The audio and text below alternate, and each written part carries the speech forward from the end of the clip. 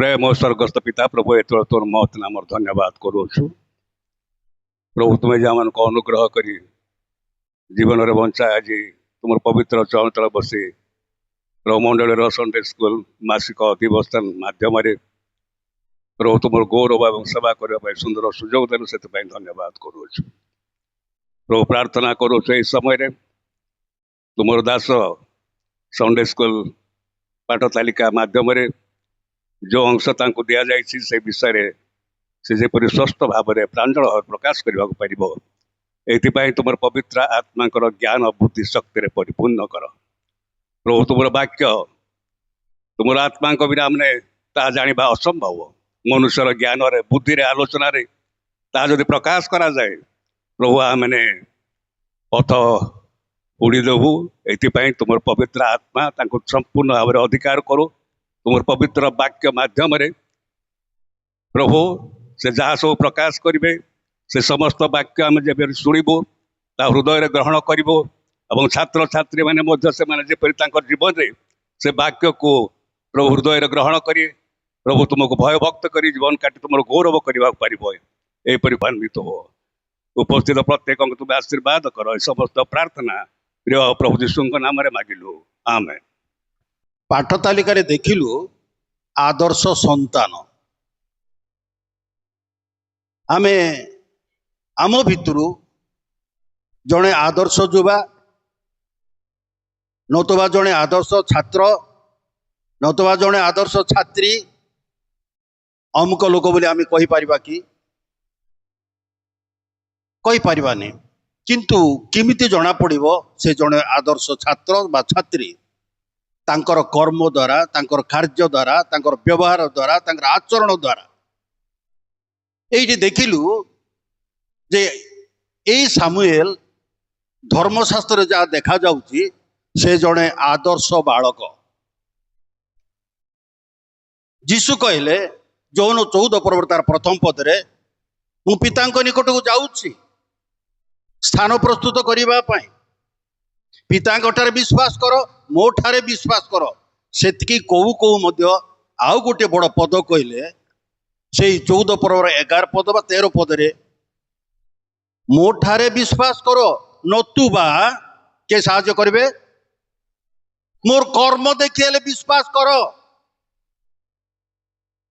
यीशु कहले पिता ठारे विश्वास कर मो ठारे विश्वास कर नतुबा मोर कर्म देखिकी विश्वास कर मु भल वाक्य कहि पारुची मु भल शिक्षा दे पारुची मु कहिबी किंतु शिक्षा जे माने ग्रहण करूछंती से माने कहिबा को हबो जे से भल शिक्षा दे पारुची यीशु निजे मोर कर्म देखिकी विश्वास कर कौन से कर्म करुथिले अंध को आखि दे पारुथिले छोटा को चलिबा शक्ति दे पारुथिले 4 दिन मोढ़ा को जीवन दान देइथिले तेणु से कहते साहसर सहित मो ठारे विश्वास कर नतुबा मोर कर्म देखि विश्वास कर तेबे एठी देखुचु आदर्श संतान माने किए किए प्रथमे देखिबा दाऊद जे कि इस्राएल राजा ही 40 वर्ष शासन करथिले से पिता मातांकर आज्ञा बहथिले तांकर समस्त आज्ञा प्रतिपालन करुथिला भाई मानकर भल मंद समस्त संवाद पिता निकट को आसुथिला आणुथिला ए समस्त विषय देखि दाऊद को जड़े आदर्श संतान बोली एठी संडे स्कूल पाठ तालिका रे तांको नाम दिया जाइछि आउ जड़े आदर्श बालिका से हेउछंती जहाँकर परामर्श द्वारा जहाँकर अनुरोध क्रमे जड़े कुष्ठ रोगी थिला से किए नामान तांको कर्तिकी कहउछंती मो प्रभु जदि अंक देशर भविष्यत वक्ता पाखक जाए तार से सुस्थ हो जीव केड़े बड़ खबर केते बड़ विश्वास अच्छी कार से बालिकार आ से बालिका द्वारा नामान कुष्ठ रोगरू से सुस्थ लाभ करथिला आउ जड़े जोयास आम पाठ तालिका देखुचु ଅତି ଆଶ୍ଚର୍ଯ୍ୟର ବିଷୟ ଜୟାସର କଥା ମୁଁ ଯେତେବେଳେ ପଢୁଥିଲି ସେ କିପରି ରାଜା ହେଲେ। ଅଥଲିଆ ଜଣେ ଦୁଷ୍ଟ ରାଣୀ ରାଜପୁତ୍ର ମାନଙ୍କୁ ସେ ହତ୍ୟା କରୁ କରୁ ଜୟାସକୁ ଜେହୋୟାଦା ଯାଜକ ଭବିଷ୍ୟବକ୍ତା ତାଙ୍କୁ ରକ୍ଷା କଲେ। ପ୍ରିୟ ଭାଇ ଓ ଭଉଣୀ ମାନେ, ଆପଣ ମାନେ ଦ୍ୱିତୀୟ ରାଜାବଳୀ ଯେତେବେଳେ ପାଠ କରିବେ ଜୟାସଙ୍କ ସମ୍ପର୍କରେ 7 ବର୍ଷର ବାଳକ ରାଜା ହେଲେ। କେଡ଼େ ଆଶ୍ଚର୍ଯ୍ୟର ବିଷୟ, 7 ବର୍ଷର ବାଳକ ସେ ରାଜା ହଉଛନ୍ତି। ଧର୍ମଶାସ୍ତ୍ରରେ 40 ବର୍ଷ ଯେ ରାଜ୍ୟ ଶାସନ କରି ଅଛନ୍ତି ସେମାନଙ୍କ ଭିତରୁ କେତେଟା ନାଁ କହିପାରିବେ କି ପିଲାମାନେ? ସାଉଲ 40 ବର୍ଷ, ଦାଉଦ 40 ବର୍ଷ, ସୋଲୋମନ 40 ବର୍ଷ। ତେବେ ଏଇ ଜୟାସ ଯେ କି 7 ବର୍ଷରେ ରାଜଗାଦିରେ ବସିଲେ, କାହା ଦ୍ୱାରା? ଜୋୟାଦ ଯାଜକଙ୍କ ଦ୍ୱାରା। ଧର୍ମଶାସ୍ତ୍ରରେ ଲେଖା ଯାଇଛି ସେ ଯାଜକଙ୍କର ସମସ୍ତ ପରାମର୍ଶ ନେଇ ସେ କାର୍ଯ୍ୟ କରି ଯାଉଥିଲା। ପ୍ରିୟ ଭାଇ ଓ ଭଉଣୀ ମାନେ, ପୁଣି ଯୁବକ ଯୁବତୀ ମାନେ, ଆପଣ ମାନେ ମନୋଯୋଗ କରି ଶୁଣନ୍ତୁ। ପ୍ରାଚୀନ ମାନଙ୍କର ପରାମର୍ଶ, ପ୍ରଭୁ ଭୟକାରୀ ଲୋକମାନଙ୍କର ପରାମର୍ଶ ଶୁଣିବା ପାଇଁ, ମନୋଯୋଗ କରିବା ପାଇଁ, ମାନିବା ପାଇଁ ଯଦି ଆପଣ ମାନେ ଯତ୍ନବାନ ହେବେ, ଆପଣ ମାନେ ଆଶୀର୍ବାଦର ପାତ୍ର ପାତ୍ରୀ ହେଇପାରିବେ। ସେଇଦିନ 7 ବର୍ଷର ଜୟାସ ରାଜା ରାଜଗାଦିରେ ବସିଲେ। ସମସ୍ତ ବିଷୟ ସେ ଯାଜକଙ୍କର ପରାମର୍ଶ ମାନି ମାନି ମାନି ସେ ଗଲେ। ପରାମର୍ଶ ଦାତା ବୋଲିକି ପ୍ରଧାନମନ୍ତ୍ରୀ ପାଖରେ ରହନ୍ତି, ରାଷ୍ଟ୍ରପତି ପାଖରେ ରହନ୍ତି, ମୁଖ୍ୟମନ୍ତ୍ରୀ ପାଖରେ ରହନ୍ତି। ସେମାନଙ୍କୁ ପରାମର୍ଶ ଦାତା ବୋଲି କୁହାଯାଏ। ପ୍ରଧାନମନ୍ତ୍ରୀ କି ସବୁ ଜ୍ଞାନ ନଥିବ, ରାଷ୍ଟ୍ରପତି ମଧ୍ୟ ସବୁରେ ଧୁରନ୍ଧର ନଥିବ, ସେମାନଙ୍କ ପାଖରେ ଜ୍ଞାନବାନ, ବୁଦ୍ଧିମାନ ଏପରି ବ୍ୟକ୍ତି ମାନେ ପରାମର୍ଶଦାତା ଭାବରେ ରହନ୍ତି। ଦେଶ ସୁଶାସନ ଭାବେ ଚଳେଇବା ପାଇଁ, ସୁନ୍ଦର ଭାବେ ପରିଚାଳନା କରିବା ପାଇଁ ପରାମର୍ଶଦାତା ମାନେ ପରାମର୍ଶ ଦେଲେ, ତାଙ୍କର ପରାମର୍ଶ ଅନୁସାରେ ଯଦି ସେ ପରିଚାଳନା କରେ, ସେ ରାଜ୍ୟ ଶାନ୍ତିରେ ବସବାସ କରିବ। ତେବେ ଏଇ 7 ବର୍ଷର ଜୟାସ ରାଜା ଦୀର୍ଘ 40 ବର୍ଷ ରାଜ୍ୟ ଶାସନ କଲେ। କେଡ଼େ ଆଶୀର୍ବାଦର ପାତ୍ର ଅଛି। ଆଉ ସେଇଠି ଲେଖା ଯାଇଛି ସେ ଯାଜକଙ୍କର ପରାମର୍ଶ ନେବାରୁ 40 ବର୍ଷ ରାଜ୍ୟ ଶାସନ କରିପାରିଲା। ଆଜି ମଧ୍ୟ ଆମମାନଙ୍କୁ ସୁଯୋଗ ଆସିଛି, ଆଜି ମଧ୍ୟ ଆମମାନଙ୍କୁ ଚ୍ୟାଲେଞ୍ଜ ଆସିଛି ଯେ ସୁପରାମର୍ଶ ନେଇ ଯଦି ଆମେ କାର୍ଯ୍ୟ କରିବାକୁ ଯିବା, ଆମେ ଦୀର୍ଘାୟୁ ହେଇପାରିବା। ଯେଉଁମାନେ ପିତାମାତାକୁ ସମାଦର କରନ୍ତି ସେମାନେ କ'ଣ ହେବେ? ଦୀର୍ଘାୟୁ ହେବେ ବୋଲି ତା ବୋଲି 200 ବର୍ଷ ବଞ୍ଚିବେ କି? ନା, ଯେତେ ଦିନ ବର୍ଷ ବଞ୍ଚିବ ସୁଖ ଶାନ୍ତିରେ ସେ ବଞ୍ଚିବ। ତେବେ ଏଇଠି ଦେଖିଲୁ ରାଜା ମାନଙ୍କର ଇତିହାସ ପୁସ୍ତକ ଅଛି। ଆପଣ ମାନେ ଏଇ ବାଇବଲର ଶେଷ ଅଂଶରେ ଦେଖିବେ କେଉଁମାନେ ଦୁଷ୍ଟ ରାଜା, କେଉଁମାନେ ଉତ୍ତମ ରାଜା, କେଉଁମାନେ ଦୁଷ୍ଟ ରାଜା, ଏ ସବୁ ତାଲିକା ଅଛି। ସେ ଭିତରେ ଏଇ ବାଳକ ଜୟାସ 7 ବର୍ଷର ରାଜକୁମାର ଇତିହାସରେ ଉତ୍ତମ ରାଜା ବୋଲି ଲେଖାଯାଇଛି।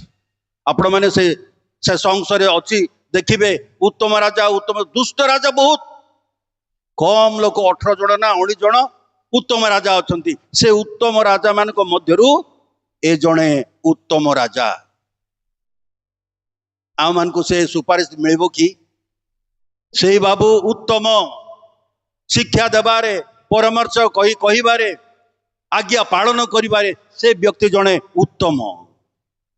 ଧନ୍ୟ ସେ ଜୟାସକୁ ରାଜା ହେଲେ ମଧ୍ୟ, ରାଜ ଆସନରେ ବସିଲେ ମଧ୍ୟ ଯାଜକଙ୍କର ପରାମର୍ଶ ମାନି ଯେତେବେଳେ ସମସ୍ତ କାର୍ଯ୍ୟ କରିବାକୁ ଛନ୍ତି, ତାର ଶେଷ ଅବସ୍ଥାରେ ତାଙ୍କୁ ଉତ୍ତମ ରାଜା ବୋଲି ନାମାଙ୍କିତ କରାଗଲା। ତେବେ ଆଜି ଆମମାନଙ୍କୁ ଅତି ସୁନ୍ଦର ବାକ୍ୟ ଦିଆଗଲା। ବାଳକ ସାମୁଏଲ ହାନ୍ନା କ୍ରନ୍ଦନ କରି ତାକୁ ଥଟ୍ଟା କରୁଥିଲେ, ପରିହାସ କରୁଥିଲେ। ତା କୋଳରେ ସନ୍ତାନ ନଥିଲା, ସେ ମା ହେବାର ପଦ ଶୁଣୁ ନଥିଲା। ସେ କ୍ରନ୍ଦନ ସହିତ ପ୍ରାର୍ଥନା କରୁଛନ୍ତି, ଆଉ ସେ ପ୍ରତିଜ୍ଞାର ସହିତ ପ୍ରାର୍ଥନା କରୁଛନ୍ତି। ଖାଲି କ୍ରନ୍ଦନ ନାହିଁ, ପ୍ରତିଜ୍ଞାର ସହିତ, ପ୍ରଭୁ ତୁମେ ଯଦି ମତେ ପୁତ୍ର ଦେବ, ପୁତ୍ର ସନ୍ତାନ ଦେବ, ସେଇ ପୁତ୍ର ମୁଁ ତୁମକୁ ଦେବି। ଲୋକମାନେ ଆଣି ଦାନ ଦଉଛନ୍ତି, ପୁଅମାନଙ୍କୁ 100 ଟଙ୍କା ଦେଇ କିଣୁଛନ୍ତି। ଏତେ ଖାମଖିଆଲ, 100 ଟଙ୍କାରେ କିଣି ପକେଇବ? ସେମିତି ହେଲେ ଝିଅମାନଙ୍କର ପୁଅ ଝିଅ ନାହିଁ, ସେମାନେ 100 ଟଙ୍କା କିଣି ପକେଇଥାନ୍ତେ। ଯେତେବେଳେ ହାନ୍ନା ସାମୁଏଲକୁ ପାଇଲା, ଆଉ ସେ ବର୍ଷକୁ ବର୍ଷ ଯୋଉ କାର୍ଯ୍ୟ କରିବାକୁ ଥିଲା, ସେଇ କାର୍ଯ୍ୟ କରିବା ପାଇଁ ସେ ଗଲା ନାହିଁ। ସେ କହିଲା, ମୁଁ ୟାକୁ ସ୍ତନ୍ୟପାନ ତ୍ୟାଗ କଲା ପରେ ଆଙ୍କୁ ମୁଁ କଣ କରିବି? ଏଲି ଯାଜକଙ୍କ ସମ୍ମୁଖରେ ଉତ୍ସର୍ଗିତ କରିବି, ପରମେଶ୍ୱରଙ୍କ ହସ୍ତରେ ମୁଁ ସମର୍ପିତ କରିବି। ସେ ଆଜିଠାରୁ ତାର ଜୀବନର ଶେଷ ପର୍ଯ୍ୟନ୍ତ ଇସ୍ରାଏଲର ଜଣେ ଯାଜକ ହେବା ପାଇଁ ତାକୁ ମୁଁ ମନୋନୀତ କରି ହସ୍ତାର୍ପଣ କରିବି। ସେଇ ବାଳକ ଏପରି କରି ବଢିଲେ। ଆପଣମାନେ ସମସ୍ତେ ଜାଣନ୍ତି, ତିନିଟା ପଦ ଅନୁଗ୍ରହ ପାଇବା ଅତି ଭୟଙ୍କର ବିଷୟ। ଏକ, କଣ ହେଲେ? ସେ ଯାଜକ ହେଲେ। 2ରେ ସେ ଭବିଷ୍ୟତ ବକ୍ତା ହେଇପାରିଲେ। 3ରେ ସେ ବିଚାରକର୍ତ୍ତା ହେଲେ। ଏଲି ମଧ୍ୟ 40 ବର୍ଷ ବିଚାରକର୍ତ୍ତା ଥିଲେ। ଆମେ କିଛି ପର୍ବ ପରେ ଆମେ ଦେଖିବାକୁ ପାଇବା। ତେବେ ଆଜି ସେ ସମୟରେ ବାଳକ ସାମୁଏଲ ଏଲିଙ୍କ ସମୟରେ ସଦାପ୍ରଭୁଙ୍କର ପରିଚର୍ୟା କଲା।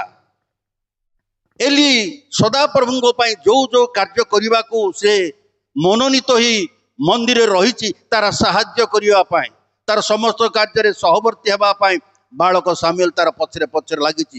ସମସ୍ତ କାର୍ଯ୍ୟ ତାକୁ ସାହାଯ୍ୟ କରୁଛି। ସେ କାଳରେ ସଦାପ୍ରଭୁଙ୍କର ବାକ୍ୟ ଦୁର୍ଲଭ ଥିଲା। ପ୍ରିୟ ଭାଇ ଭଉଣୀ ମାନେ, ଏଇ ଦୁର୍ଲଭ କଥା ଯେତେବେଳେ ପଢିଲା, ଆମେ ରାଉଳଡିଙ୍କ ସହିତ କଥା ହଉଥିଲୁ, ଅନ୍ୟମାନଙ୍କ ସହିତ କଥା ହଉଥିଲୁ ଯେ ଆମମାନଙ୍କୁ ଉପାସନା କରିବା ପାଇଁ ଟିକେ ମନୋଯୋଗରେ ଶୁଣନ୍ତୁ। ଏଥିରେ ଯେ ଆମମାନଙ୍କୁ ଖୋଲା ଭାବରେ ସୁଯୋଗ ଦିଆଯାଇଛି। ଛତିଶଗଡ଼ ହାଇକୋର୍ଟ ଗୋଟେ ବିଜ୍ଞପ୍ତି ଜାରି କଲେ ଉପାସନା ସମୟ କିଛି ନିର୍ଦ୍ଧାରଣ କରିବା ପାଇଁ। ଏତିକି ଘଣ୍ଟା ଠାରୁ ଏତିକି ଘଣ୍ଟା ପର୍ଯ୍ୟନ୍ତ, ତା ପରବର୍ତ୍ତୀରେ ଆମକୁ ସେ ଦୁର୍ଲଭ ହବ। ଆମସ ଲେଖିଲେ କାହିଁକି? ଆମସ ତାର 8-11 ଲେଖା ଗଲା କଣ? ଖାଦ୍ୟର ଦୁର୍ଭିକ୍ଷ ନାହିଁ, ଅନ୍ନ ପିପାସର ଦୁର୍ଭିକ୍ଷ ନାହିଁ। କି ଦୁର୍ଭିକ୍ଷ ହବ? ବାକ୍ୟର ଦୁର୍ଭିକ୍ଷ ହବ। ସେ ଯାହା ଲେଖିଛନ୍ତି ସୁନିଶ୍ଚିତ, ଯାହାକି ମୁଁ ବର୍ତ୍ତମାନ କହିଲି, ଛତିଶଗଡ଼ର ହାଇକୋର୍ଟ ସେ ରାୟ ଦେଲେ ଯେ କେତେ ସମୟ ତୁମେ ଉପାସନା କରିବ। ଆମେ ଚିନ୍ତା କରିବା, ସେଇ ଘଟଣା ଆମମାନଙ୍କ ଜୀବନ ମଧ୍ୟରେ ହବ ନା ଅନ୍ୟ ପିଢ଼ିରେ ତାହା ବ୍ୟବହୃତ ହେବ। ତେବେ ସେଇ ସମୟରେ ପରମେଶ୍ୱରଙ୍କ ବାକ୍ୟ ଶୁଣିବା ପାଇଁ ସୁଯୋଗ ନଥିଲା, ଦର୍ଶନ କରିବାର ମଧ୍ୟ ସୁଯୋଗ ନଥିଲା। ଏପରି ସମୟରେ ବାଳକ ସାମୁଏଲ ସଦାପ୍ରଭୁଙ୍କ ମନ୍ଦିରରେ ଏଲିଙ୍କ ପାଖରେ ରହି ସେ ପରିଚର୍ୟା କାର୍ଯ୍ୟ କରୁଅଛନ୍ତି। ଏ ସମୟରେ ଏଲିଙ୍କର ଚକ୍ଷୁ ଧନ୍ଦଳା ହେବାକୁ ଲାଗିଲା। ଏଣୁ ସେ ଦେଖିପାରିଲେ ନାହିଁ। ଏକ ଦିନ ସେ ଆପଣା ସ୍ଥାନରେ ଶୋଇଥିଲେ। ତାର 98 ବର୍ଷରେ ସେ ମୃତ୍ୟୁ ଭୋଗ କରୁଛନ୍ତି। ତାର 4 ପର୍ବର 15 ପଦରେ ଲେଖାଯାଏ ଯେ 98 ବର୍ଷ ପର୍ଯ୍ୟନ୍ତ ସଦାପ୍ରଭୁଙ୍କର ମନ୍ଦିରରେ ରହି ଯାଜକ କାର୍ଯ୍ୟ କରୁଛନ୍ତି। ଯୋଉ ଯାଜକ କାର୍ଯ୍ୟ କରୁଥିଲେ, ପ୍ରିୟ ଭାଇ ଭଉଣୀ ମାନେ ଟିକେ ମନୋଯୋଗରୁ ଶୁଣନ୍ତୁ।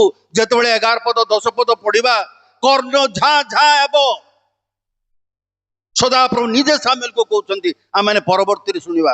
40 ବର୍ଷ କାଳ ସେ ବିଚାରକର୍ତ୍ତା ଥିଲେ, ଇସ୍ରାଏଲ ମାନଙ୍କର ପ୍ରତିପାଳନ କରୁଥିଲେ, କିନ୍ତୁ ଆପଣା ସନ୍ତାନ ସନ୍ତତି ମାନଙ୍କୁ ଜାଗ୍ରତ କରିପାରିଲା ନାହିଁ, ପ୍ରଭୁଙ୍କର ନିକଟବର୍ତ୍ତୀ କରାଇ ପାରିଲା ନାହିଁ। ଯଦ୍ୱାରା ଯାହା ଆମେ ପଛେ ଚିନ୍ତା କରିବା, ସତକୁ ସତ କଥା ଶୁଣୁ ଶୁଣୁ କାନ ଝାଁ ଝାଁ ହେବ। ଭୟଙ୍କର ବିଷୟ, ଦୁଃଖର ବିଷୟ, କ୍ରନ୍ଦନର ବିଷୟ। ଏଣୁ ଆସୁ, ଆଜି ଆମମାନଙ୍କୁ ସୁଯୋଗ ଆସିଛି, ସମୟ ଆସିଛି, आम मान कोଳରେ पुत्र संतान देइछंती से मान को प्रतिपालन करिवा पाई से मान को प्रभु को निकटवर्ती करिवा पाई आमे सदा सर्वदा मनोयोगी हेबा। धंदड़ा ही गला एणु से देखि पारले नाही।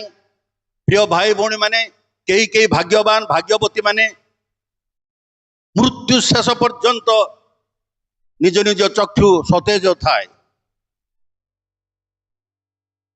98 वर्ष हेला बेलू तांकर चक्षु धंदड़ा ही जाउछि से देखि पारु नांती।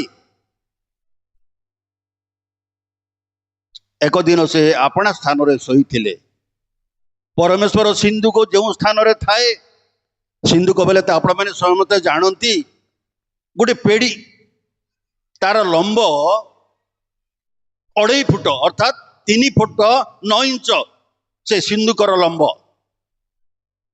ओसार 1.5 हाथ 2 फुट 3 इंच उच्चता 1.5 हाथ 2 फुट 3 इंच एपरी सिंधुक से मंदिर रे थिला।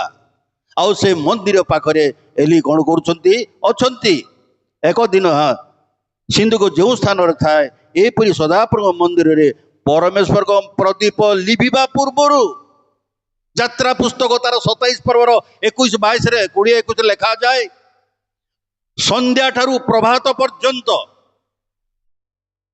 सदाप्रभु सिंधु को पाखरे प्रदीप जलुथिबा को हेबो। एक निर्मल पेशा तैल जित तैल रे से प्रदीप जलिबा को हबो। संध्या ठारू प्रभात पर्यंत मंदिर रे सिंधु को पाखरे प्रदीप जलुथिला। से प्रदीप लिभिबा पूर्वर जेतेबेले सामुएल सोईथिले से समय रे चारिपदरे देखुचु सेतेबेले सदाप्रभु सामुएल कहि डाकिले से कहले मु एठारे अछि। प्रिय भाई भौणी माने जेतेबेले सामुएल को डाकुछंती हे प्रभु मु प्रस्तुत पाठ तालिका लेखा है से जाग्रत थिले प्रहरी कार्य करुथिले सर्वदा मनोयोग थिले अवहेला करुनथिले। एणु सामुएल बोली डाकू डाकू प्रभु मु एठारे अछि। आज प्रभु को निमंते प्रभु कार्य निमंते आमे केते के उद्योग केते मनोयोगी केते आग्रही केते सचेतन अच्छु आमे निज निजको समीक्षा करिबा। बालक हेले मध्य से सांगे सांगे उठिकी जाउछंती ताकू निद्रा टाणी रखिनी।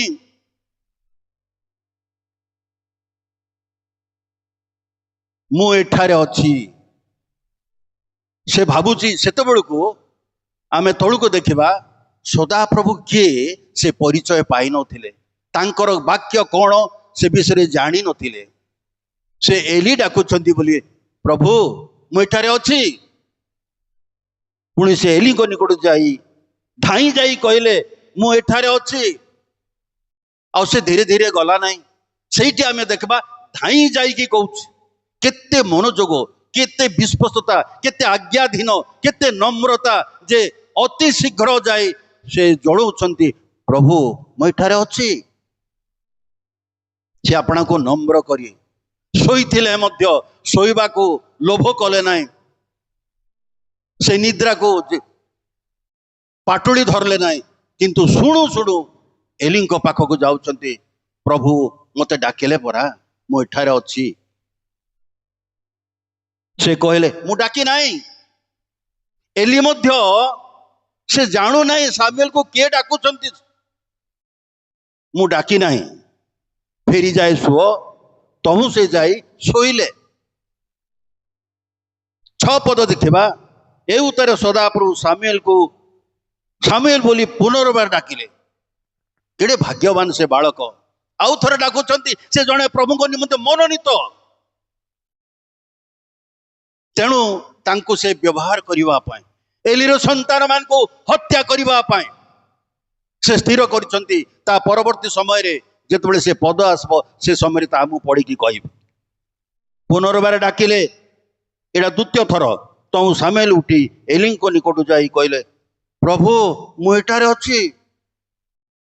निद को से आशा कला नाही निद को से लोभ कला नाही मोर प्रभु मते डाकुछंती मो माँ मते पठेइची मंदिर रहिबु सर्वदा एलिंग पाखरे सदा आपनकर परिचर्या करिबु आउ अवहेला करिबु नाही मनोजोग हेबु जेपरि कि प्रभु मते एई पुत्र संतान देइछंती। सामुएल अर्थ कौन? परमेश्वर दत्त प्रभु मते देइछंती। संतान गण सदा प्रभुଙ୍କର अधिकार, संतान गण सदा प्रभुଙ୍କର दत्त पुरस्कार। एई संतान संतति सदा प्रभुଙ୍କ ଠାରୁ आसे। मु पाइची क्रंदनर सहित दुखर सहित सदा बुठारे मु मागिली आउ प्रभु मते देले, एणु मु प्रभुଙ୍କୁ देइची। एणु आजि ठारू मु कहूची मु मंदिर तते छाड़ुची, एलिंग पाखरे रही कार्य करिबु, अवहेला करिबु नाही, बाध्य हेबु, आज्ञा पालन करिबु। आउ से अनुसार आउ से एलिंग को कहउचंती प्रभु मु एठारे अछि,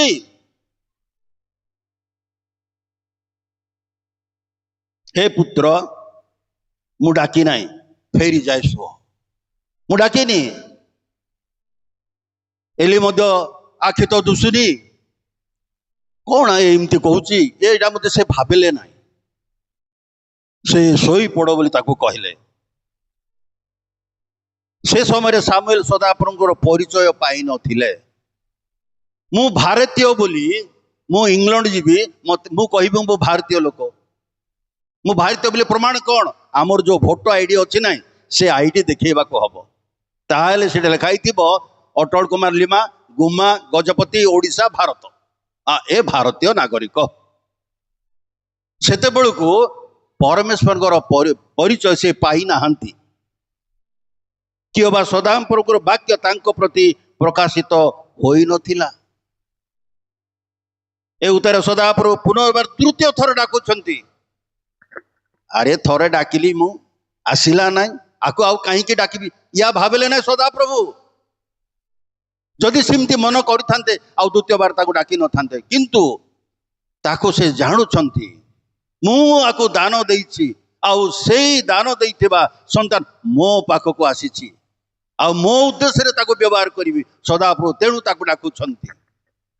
आमे जेतोळे आदि तार 22 पर्व रे देखुछु अब्राहम संतान नथिले इसाक तांको देले आउ इसाक जेतबेले गोटे पो से पाइला से पुको मते दियो बोली कहउछंती के सदाप्रभु। किए देव? कोळ पुछि देव? निर्मल कर देव? ना, हेले मध्य मोरिया पर्वत को नहीं ताको बलि उत्सव करबा पय प्रस्तुत हला। आउ से देखिले सदाप्रभु अब्राहम आम निमंते एते बड़ तो मोर विश्वास अछि, केड़े बड़ टाइटल दिया जाउची। ठीक सिमती एठी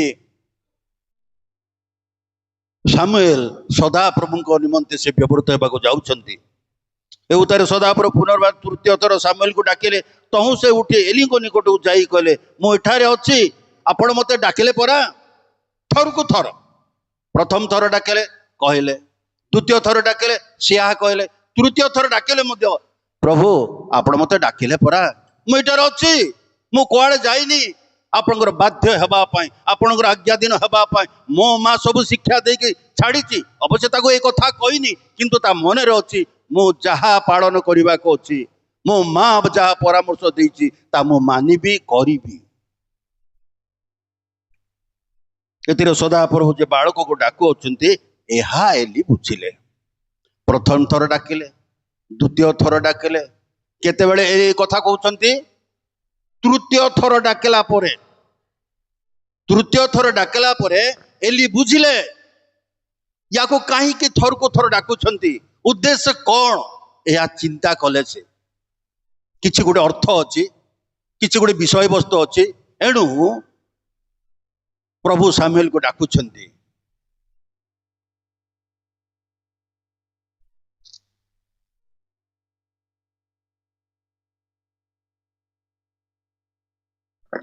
तबे एठी देखुछु कहंतु आपण को दास शुणु अछंती।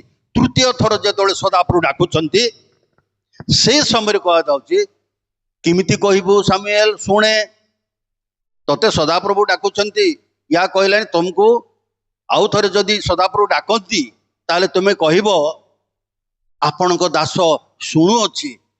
दास हेबाटा केही इच्छा करिवे नाही, राजा हेबा पाई शासनाधिकारी हेबा पाई आम इच्छा करवा बड़ आसन रे बसी तल आसन को जाओ बोली के इच्छा कर कि बर्तमान मत बड़ आसन मिली उच्च जगार वाक्य कहूँ ना तलू जाई कह मोर मन टाणव ना कहीं उच्च जगार मिली किंतु सामुएल से निजको शून्य करुच्ची प्रभु सदाप्रभु डाकुचंती से जानी पारुनी तथापि किमिति कहबू सामुएल इमिति कह ना कौन आपण दास शुणुची तो सामुएल जाए अपना स्थान रे सहिले तापरे आ माने देखिबा 10 पद ए उतारे सदाप्रभु आसिले ठिया अन्य समय परी किमिति डाकले कौन लिखाई एठे सामुएल सामुएल केते प्रेम करुछंती केते आदर करुछंती से आपणार करिबा पाई निज राज्य कार्य व्यवहृत करिबा पाई से मनोजोग हे सामुएल सामुएल बोली डाकुछंती केडे आशीर्वादर पात्र बालक सामुएल अनुग्रहर पात्र आशीर्वादर पात्र इस्राएलर प्रजा विचार करता हेबे इस्राएल राज्य से भविष्यत वक्ता हेबे जाजकीय कार्य करिवे इथिपाई से मध्य आपण को प्रस्तुत करिछि मु सदा प्रमुख ठियाए आपण कहंतु मु एठारे अछि मु आपणकर दास से आपण को नम्र करी कहूछि कहंतु केडे भाग्यवान परमेश्वर सहित आलाप आरंभ हैला सामुएल सामुएल बोली डाकिले तबे सामुएल कहिले कहंतु आपण को दास शुणुछि से नम्र है कि कहंतु आपण को दास शुणुछि जेतेबेले क्रूसरे यीशु को क्रूसार्पित करा जाइथिला रक्ताक्त हेइछि दूषित होउचंती अति कष्ट पाउचंती जंत्रणा भोगुचंती से समय रे से कहउचंती हे मोहर परमेश्वर थरे कहले ना दुई थर कहले हे मोहर परमेश्वर पितांक सहित पुत्रंकर जो संपर्क रही से प्रकाश करुछंती आज सदा प्रभु सहित सामुएलंकर सुसंपर्क जाऊ होउची सेठी यीशु ख्रीष्ट पिता कहउचंती हे मोर परमेश्वर आज एटी डाकुचंती सामुएल सामुएल केडे भाग्यवान केडे आशीर्वाद जहा कि धर्मशास्त्र रे स्वर्णाक्षर रे लिपिबद्ध करागला सामुएल ए प्रकार कार्य करबा पाए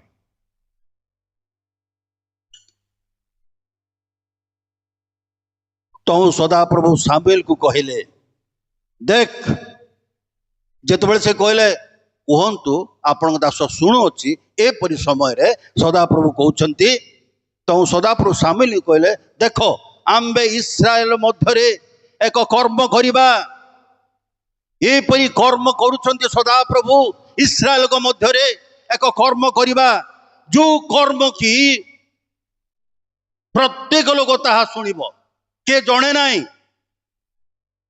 जदि ताहा सुनिबो जो उठिकी क पड़े से 10-11 पदटा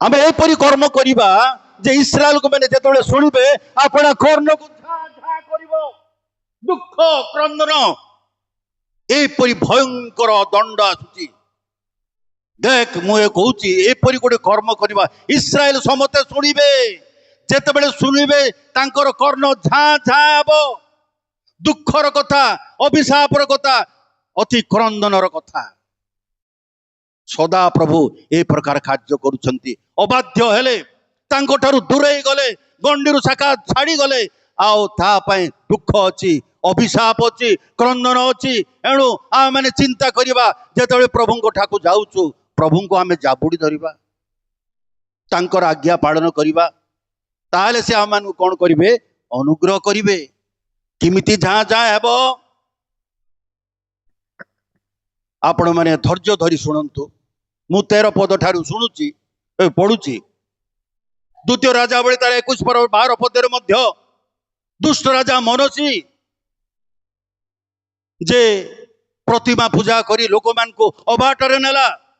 ଆଉ ସେମାନଙ୍କୁ ମଧ୍ୟ ସେଇଟାରେ ଟିକେ ଦେଖନ୍ତୁ ଦ୍ୱିତୀୟ ରାଜାବଳୀ ତାର 21 ପରର 12 ପଦ ପଢନ୍ତୁ, ତାପରେ ଆମେ ଏ ପଦକୁ ଚିନ୍ତା କରିବା। ସେଇଠି ମଧ୍ୟ ଏଇ ଝାଁ ଝାଁ ଶବ୍ଦ ଅଛି 21 ପର୍ବର 12 ପଦ।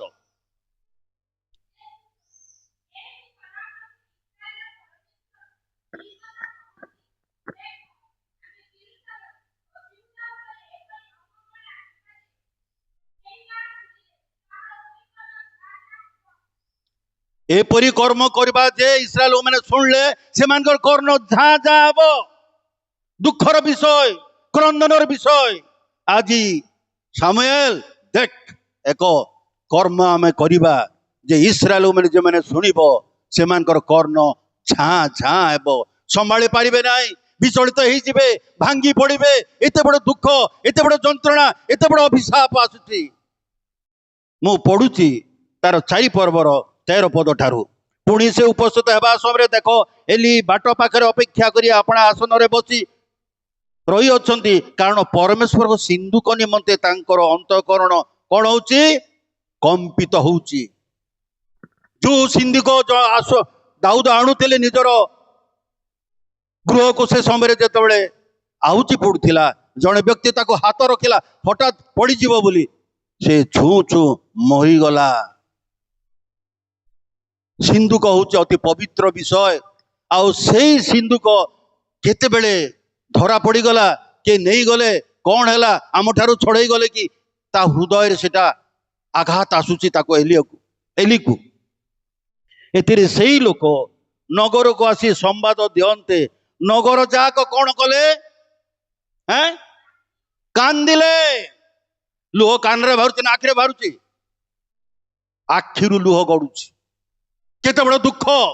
ନିୟମ ସିନ୍ଧୁକର ଧରାଗଲା, ଇସ୍ରାଏଲର ଶୋଭା ଚାଲିଗଲା। ସେଥିପାଇଁ ଏଲି ତାର ହୃଦୟ କମ୍ପନ ହଉଛି। ଯୋଉ ସିନ୍ଧୁକରେ ସଦାପ୍ରଭୁଙ୍କର ଲିଖିତ ବ୍ୟବସ୍ଥା ପୁସ୍ତକ ରହିଛି, ଯେ ଛୁଇଁଲେ ସେ ମରିଗଲେ, ଆଉ ଗୋଟେ ଘରେ ସେଟା ରଖାଗଲା। ସେ ଧନବାନ ହେଇଗଲେ, ଆଶୀର୍ବାଦର ପାତ୍ର ହେଇଗଲେ। ସେ ଏପରି ସିନ୍ଧୁକ ଧରାଗଲା। ଏଲି ତାର ହୃତ୍ପିଣ୍ଡ ଝଲଝଲ ହଉଛି। ଆଉ ସେ କହିଲେ ଏଥିରେ ସେଇ ଲୋକ ନଗରକୁ ଆସି ସମ୍ବାଦ ଦିଅନ୍ତେ। ନଗର ଯାକ ଯେତେ ଲୋକ ଥିଲେ ଜୟ ଜୟ ଜୟକାର କଲେ ନାହିଁ, ବରଂ କାନ୍ଦିଲେ। କାହିଁକି କାନ୍ଦିଲେ? ଆମେ ଆଉ ତଳ ଅଂଶକୁ ଦେଖିବା। ପୁଣି ଏଲି ସେଇ କ୍ରନ୍ଦନ ଶବ୍ଦ ଶୁଣି କହିଲେ, ଏହି କୋଳାହଳର ଶବ୍ଦର ଅଭିପ୍ରାୟ କଣ? କଣ ଯୋଉ ଶବ୍ଦ ହଉଛି, କି ଶବ୍ଦ? ମୂଷା ଯେତେବେଳେ 10 ଆଜ୍ଞା ନେଇକି ଆସୁଛନ୍ତି ତଳକୁ, ମୁଁ ଅବଶ୍ୟ ଏଇପଟେ ସେଇପଟେ କହିବା ଲୋକକୁ ମୁଁ ପସନ୍ଦ କରେ ନାହିଁ, କାରଣ ଆମକୁ ଦିଆଯାଇଛି ଗୋଟିଏ ସ୍ଥାନ। ଯେତେବେଳେ ମୂଷା ସିନାଇ ପ୍ରାନ୍ତରୁ ଆସୁଛନ୍ତି, ଆଉ ସେ 10 ଆଜ୍ଞା ଆଣିଲା ବେଳକୁ କଣ କରୁଛନ୍ତି? ଲୀଳା କରୁଛନ୍ତି। ରାଗି ଗଲେ ମୂଷା, ସେ ପଥର ଭାଙ୍ଗି ଦେଲେ, ଚୁନା କରିଦେଲେ।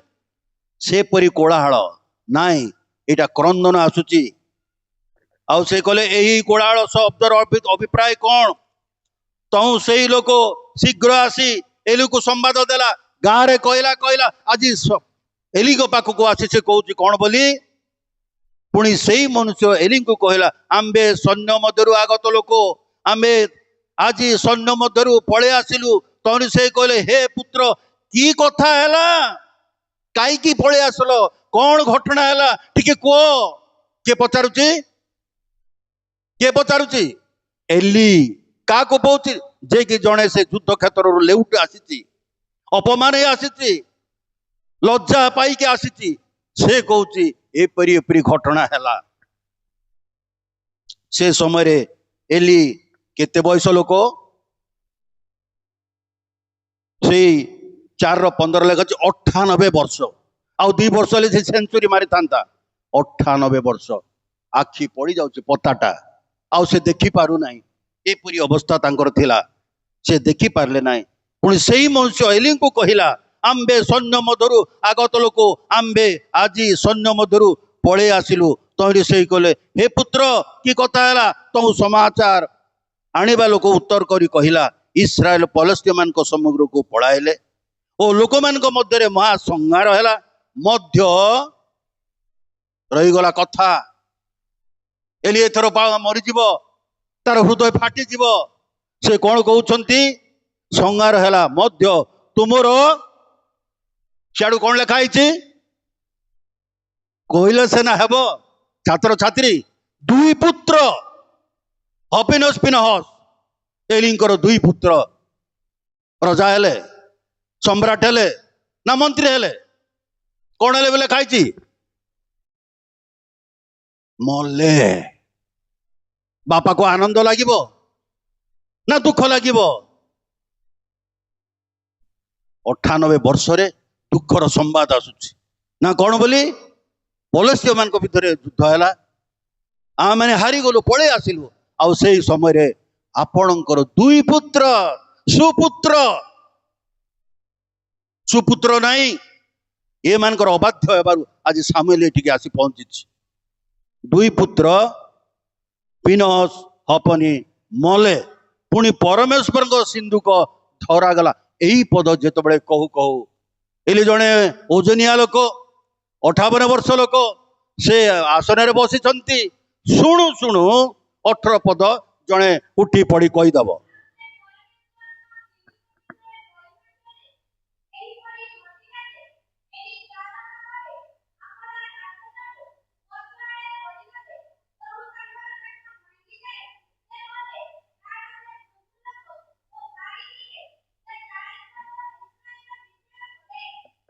এই কথা শুনলে কোন কর্ণ ধাঁ যা ହେବ নাই? সিন্ধুক ধরাগলা, তোর ଯୋଉ ଦୁଇଟା ପୁଅ ସୁପୁତ୍ର ମାନେ ସେମାନେ ମଧ୍ୟ ମଲେ। କିଏ ଜୀବନ ଧରି ରହିପାରିବ? କିଏ ସମ୍ଭାଳି ରହିପାରିବ? ଆଉ ସେ କଣ ଧୀରେ ଆଉଜି ପଡିଲେ, ଆଉ ସେ ବେକ ଭାଙ୍ଗି ସେ ମୃତ୍ୟୁ ଭୋଗ କଲେ। ତାପରେ ଆଉ ଦେଖ, ଆଉ ଗୋଟେ ଦୁଃଖ ଆସୁଛି 19 ପଦ। ସେ ସମୟରେ ତାଙ୍କର ପୁତ୍ରବଧୂ ପିନିହସର ଭାର୍ଯ୍ୟା କଣ ଥିଲା? ସେ ଗର୍ଭବତୀ ଥିଲା। ପ୍ରସବ କାଳ ନିକଟ ହେଲା, ଏଣୁ ପରମେଶ୍ୱରଙ୍କର ସିନ୍ଧୁକ ଧରାଗଲା, ଆଉ ତାହାର ଶ୍ୱଶୁର ଓ ସ୍ୱାମୀ ମଲେ। ଏହି ସମ୍ବାଦ ଶୁଣିବା ମାତ୍ରେ ସେ ଆଣ୍ଠୋଇ ପଡି କଣ କଲା? ପ୍ରସବ କଲା। ସେ ଦୁଃଖ ଆସିଲା, ସେ ଯନ୍ତ୍ରଣା ଆସିଲା, ସେ ଅପମାନ ଆସିଲା ଯେ ମୋର ଶ୍ୱଶୁର ମଲେ, ମୋର ଦୁଇ ସ୍ୱାମୀ ମଲେ, ସିନ୍ଧୁକ ଧରାଗଲା। ଆଉ ସେ ଆଣ୍ଠୋଇ ପଡି ଗର୍ଭବତୀ ହେଇ ସେ ପ୍ରସବ କଲା। ଏଗୁଡାକ ଶୁଣିଲେ କଣ କର୍ଣ୍ଣ ଝାଁ ଝାଁ ହେବ ନାହିଁ? ତେଣୁ ଆମେ ଦେଖୁଛୁ 12 ପଦରେ ବା 11 ପଦରେ ଝାଁ ଝାଁ ହବ। ସଦାପ୍ରଭୁ ବାଳକ ସାମୁଏଲକୁ ଏ କଥା କହୁଛନ୍ତି। ଆଜି ଏଲିଙ୍କର ପରିବାର ନିମନ୍ତେ ଏ ଦୁଃଖ, ଏ ଯନ୍ତ୍ରଣା, ଏ ଅପମାନ, ଏ ନିନ୍ଦା, ଏ ସବୁ ହବ। ଆଉ ସେ କଣ କଲେ? ସ୍ୱାମୀ ମଲେ। ଏହି ସମ୍ବାଦ ଶୁଣିବା ମାତ୍ରେ ସେ ଆଣ୍ଠୋଇ ପଡି ପ୍ରସବ କଲା, କାରଣ ସେଇ କଣି ତାର ବେଦନା ଉପସ୍ଥିତ ହେଲା। ତମୁ ପ୍ରାୟ ତାର ମରଣ ସମୟରେ ତା ନିକଟରେ ଠିଆ ହୋଇଥିବା ସ୍ତ୍ରୀ ମାନେ ତାହାକୁ କହିଲେ, ଭୟ କର ନାହିଁ, ତୁମେ ତ ପୁତ୍ର ପ୍ରସବ କରିଅଛ। କୁ ପୁଅ କୁ ବାପା ମା କୁ ଦେଖିବେ, ଏଇଟା ବିଶ୍ୱାସ ଯୋଗ୍ୟ ନାହିଁ। ଅଳ୍ପ କେତେବେଳକୁ ଦେଖିବେ। ପୁତ୍ର ପ୍ରସବ କଲା, ଚିନ୍ତା କରୁନା ବୋଲି ଧାତ୍ରୀ ମାନେ କହିଲେ, ଇଏ ଖୁସି ହେଇଯିବ ଉପରେ ବୋଲି ଭାବିଲେ। କିନ୍ତୁ ନା, ସେ ପିନହସର ସ୍ତ୍ରୀ ସେ ଖୁସି ହଉନି। ସେ କଣ କହୁଛି ଦେଖନ୍ତୁ। ତୁମେ ତ ପ୍ରସ୍ତାବ କରିଅଛ, ମାତ୍ର ସେ କିଛି ଉତ୍ତର ଦେଲା ନାହିଁ, କି ବି କିବା ତା ତହିଁରେ ମନ ଦେଲା ନାହିଁ। ଆଉ ପରମେଶ୍ୱର ସିନ୍ଧୁକ ଧରାଯିବାରୁ ଓ ତାହାର ଶ୍ୱଶୁର ଓ ସ୍ୱାମୀ ହେତୁରୁ ଇସ୍ରାଏଲ ମଧ୍ୟରୁ କଣ ଚାଲିଗଲା? ଗୌରବ। ଗୌରବର ମୁକୁଟ, ଅମ୍ଳାନର ମୁକୁଟ, ଅକ୍ଷୟ ମୁକୁଟ, ଯେଉଁମାନେ କି ଜୟ କରିକି ଜୀବନ ଯାପନ କରିବେ ସେମାନଙ୍କୁ ଏହି ମୁକୁଟ ଦେବା ପାଇଁ ଯୀଶୁ ପ୍ରତିଜ୍ଞା କରୁଛନ୍ତି। ଆଉ ସେଇ ଗୌରବ ସେଇ ପରିବାରଠୁ ଚାଲିଗଲା। ଏହା କହି ସେ ବାଳକର ନାମ ଐକ୍ୟବାଦ ଅର୍ଥାତ୍ ହୀନ ଗୌରବ ରଖିଲା। ଆଉ ସେ କହିଲା, ଇସ୍ରାଏଲ ମଧ୍ୟରୁ ଗୌରବ ଚାରିଗଲା, କାରଣ ପରମେଶ୍ୱର ସିନ୍ଧୁକ ଧରାଗଲା। ପ୍ରିୟ ବାପା ମା, ଭାଇ ଭଉଣୀ ମାନେ ଦେଖନ୍ତୁ, ଆଜି ଆମମାନେ ଏକ ଉତ୍ତମ ବାଳକ ବିଷୟରେ ଶୁଣିଲୁ। 3ଟି ବାଳକ ମଧ୍ୟ ସମ୍ପର୍କରେ ଗତ ସପ୍ତାହ, ବିଗତ ସପ୍ତାହରେ ଆମେ ସାଣ୍ଡେ ସ୍କୁଲ ମାଧ୍ୟମରେ ଶୁଣିଥିବା। ଏବେ ତ ପ୍ରାୟ 4 ମାସ ଚାଲୁଛି, ସାଣ୍ଡେ ସ୍କୁଲ ହେଇପାରୁନି। किंतु दाऊद से बालिका जोयास आज बालक सामुएल एति संपर्क आम शुणा पाइलु जे सामुएल सदा प्रभु निमंते आह्वान प्राप्त सदा प्रभु निमंते मनोनीत आउ से कौन होचंती आगामी दिन में इस्राएल जड़े भविष्य वक्ता विचारकर्ता जाजक एपरी भाग्य समस्त भाग्य रे आसे ना एपरी अनुग्रह एपरी आशीर्वाद समस्त जीवन में आसे ना प्रभु एते बड़ सुजोग देले तथापि एली तांकर पुओ मान को से किसी परामर्श देला ना अनेक अनेक विषय अच्छे किमती से माने दूरे गले दूरे जीवारु आशीर्वाद परिवर्ते अभिशाप आसिला आज आम मानकर प्रत्येक को पुओ पुत्र कन्या देइछंती से मान को मध्य आमे प्रभु विषय को भयर शिक्षा चेतना देवा पाए आमे मनोयोगी हेबा मु तो करि पारुनी आ मु काहा को कहबी या आमे भाबबा नाही आमे चेष्टा करिबा परामर्श देबा निश्चित जे से माने जेपरि प्रभुंकर निकटवर्ती हेबे प्रभुंको पाखको आसीबे तेबे आ माने सुना पद देखिबा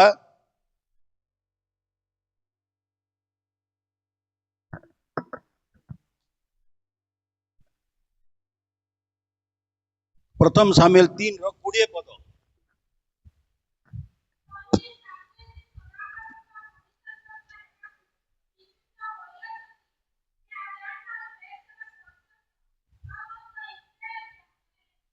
आमे समस्त टिके मनोयोग हेबा तईरे सामुएल जो सदा प्रभु भविष्य वक्ता हेबाकू नियुक्ति होइछंती या दान ठारू बेरसेबा पर्यंत समस्त इस्राएल ज्ञात हेले दुर्लभ थिला वाक्य दर्शन भी पाउ नथिले किंतु प्रभुंकर आशीर्वाद इस्राएल मध्य एक अनुग्रहर विषय एक आशीर्वादर विषय घोषणा कराला आ माने समस्ते टिके टिके पाଳି करवा मु कहबी आपण माने पाଳି करिवे तईरे सामुएल जे सदा प्रभु भविष्य वक्ता हेबाकू तईरे सामुएल जे सदा प्रभु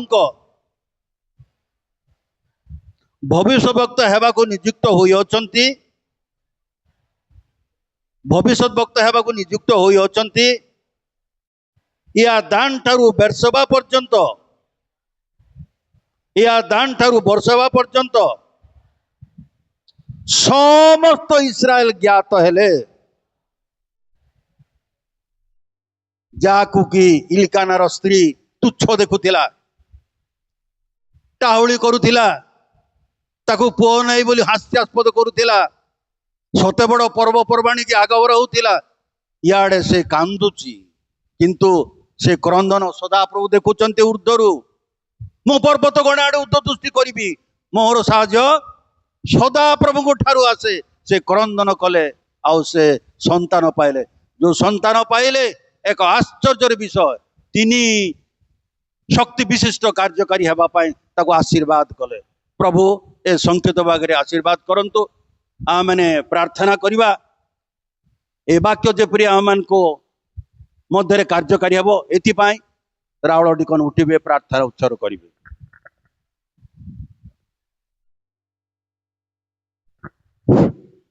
आसंत आने प्रार्थना करिबा पवित्र पवित्र एकमात्र सत्य जीवित पिता परमेश्वर तुमर दया अनुग्रह हेतु तुमर पाद तले बसी संडे स्कूल समितिर मासिक अधिवेशन कार्यक्रम योगदान करी संडे स्कूल शिक्षा माध्यम लिमादिकन महासंघ माध्यम तुम जीवंत वाक्य प्रभु प्रकाश करी अछंती वास्तविक भावे सामुएल बालक अवस्था तुम्हें आह्वान कल किंतु आज आमनकर गुमा मंडल प्रत्येक सभ्य सभा को तुम्हें आह्वान करुअछ हे परिश्रांत भारग्रस्त लोक समस्ते तुम्हें मो निकट को आस मु तुमको विश्राम देवी अर्थात आशीर्वाद करिया कथा प्रभु तुम्हें आम को कहूछ प्रभु आमने जपरी बाध्यता जीवन काटबू तुम दृष्टि संतोषजनक कर्म करू एथि निमंते आध्यात्मिक बल बलवान कर शक्तियुक्त कर जो वाक्य आमने शुणुचु से वाक्य को हृदय मध्य साइति रखिबू जो समय वाक्य दुर्लभ पड़ब शुणी वाक्य जे सत्य पथरे आम को कड़ाई नब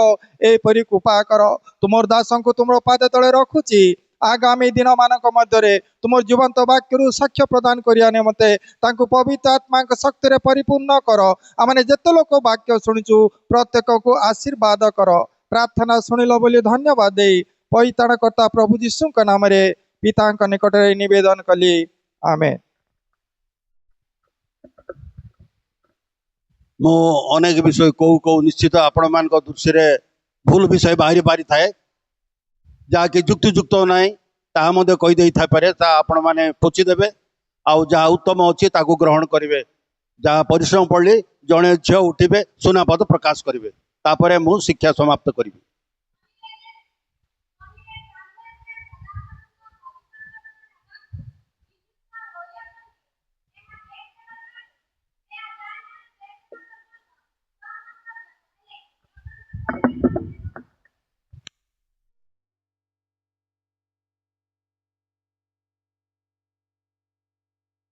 वर्तमान आमने दान संग्रह करने माँ मान पक्षर महिला समितिर समस्त कर्मकर्ती मैंने दान संग्रह साहाय्य करेंगे। भाई मान पक्षर आम समितिर सह संपादक और मंडल कोषाध्यक्ष महाशय दान साहाय्य करेंगे। यही समय सुदय पाणी से दान संग्रह निमंते गीत गाइबा अनुरोध कर भौणी आसबे गीत गाइबे।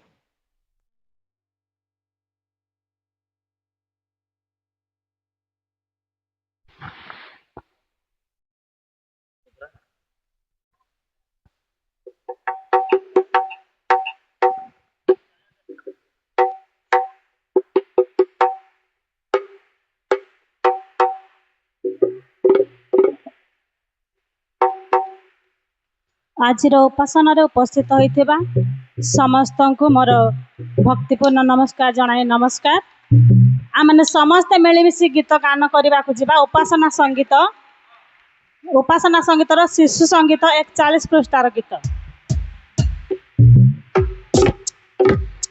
आस शुभ दिने शुभ वरदाने प्रभु कृपा